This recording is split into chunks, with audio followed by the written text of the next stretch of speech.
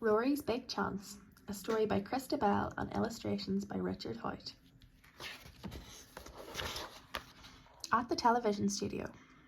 I hope I get this part, said Rory to his father as they walked into the television studio.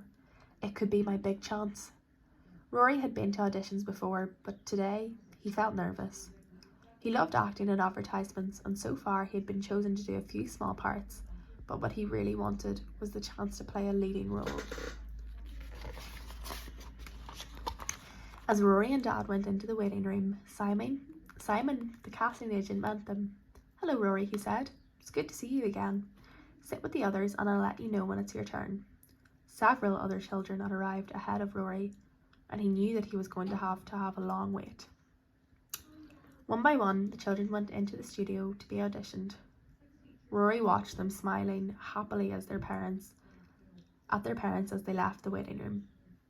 I'm getting really nervous, whispered Rory. I don't think I've got a chance. You'll be just fine, smiled Dad. It'll be your turn soon. Just then, Simon opened the door and said, You can come with me now, Rory. The audition.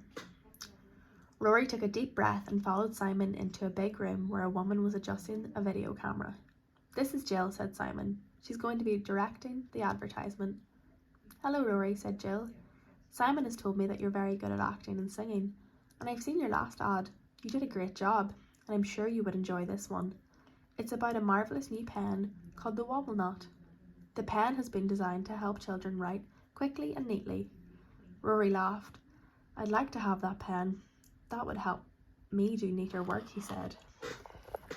Jill smiled. For this ad, she continues, we want you to pretend that you've got a lot of homework and you're having trouble doing it neatly. You're tired and you begin to dream about a pen that would help you improve your writing. You sing a little jingle and the wobble knot appears, dancing across your page. It jumps into your hand and then you wake up. Simon nodded. Then you use the pen to do the neatest homework ever. Rory knew that he would be able to do the ad. He looked through the script that Simon handed him and he stopped feeling nervous. Jill taught Rory the jingle that he would have to sing for his audition. Then she told him to sit behind the small desk. As soon as you're ready, we'll make a video recording of you, said Simon. This is my big chance, thought Rory.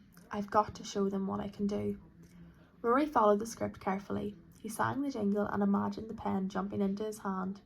Then he held up his neatly written homework and read it to the camera. That was great, said Simon.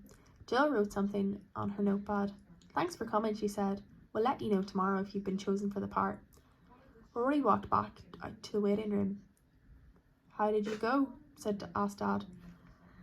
I think it was okay, replied Rory. I'd really love to get the part. Simon rang the next morning. I've got some great news for you, Rory, he said. We were very happy with your audition and we want you to do the ad for us. That's brilliant, said Rory. Thanks, Simon. We'll be filming the ad next Saturday, said Simon. Make sure you practice your lines and the jingle too. I will, said Rory. During that week, Rory learned all of his lines. He practiced them over and over again. He sang the jingle in the shower and on his way to school.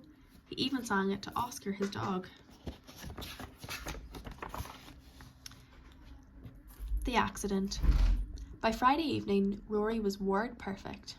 He put on his skates and went up and down the path, singing the jingle once more. Oscar heard Rory singing and came racing excitedly around the corner. Rory swerved to avoid him, but lost balance. He staggered and wobbled off the path and then skidded into the fence. Rory's mother heard the crash and ran out to the backyard. Rory, she cried, are you okay? My ankle's really hurting, gasped Rory. Mom looked at Rory's ankle. I think it might be broken, she said. I'm going to phone for an ambulance. That evening, Rory lay on the couch, looking at the plaster on his leg. I won't be able to make the ad now, he said miserably. Cheer up, said Dad. There'll be other ads. I'll have to phone Simon and let him know what's happened. No other ad will be as good as this one, said Rory. It was my big chance and now I've lost it. Rory listened to Dad as he told Simon what had happened. There was a long silence. And then Dad said, "That's fantastic. I'll let Dad know." "Fantastic," said Rory as Dad came back into the living room. "What's so fantastic, Dad?" "Simon and Jill still want you to do the ad," said Dad. "But how can I?" asked Rory. "I can't even walk properly." "You'll just be sitting behind a desk," Dad answered, "so it won't matter that your ankle is in a plaster. And besides, they think you're the best person for the job." On Saturday, Rory sat behind the desk in the studio. The cameras began to roll and suddenly he felt very confident. He went right through the ad, singing and acting the part perfectly. He didn't forget a single line.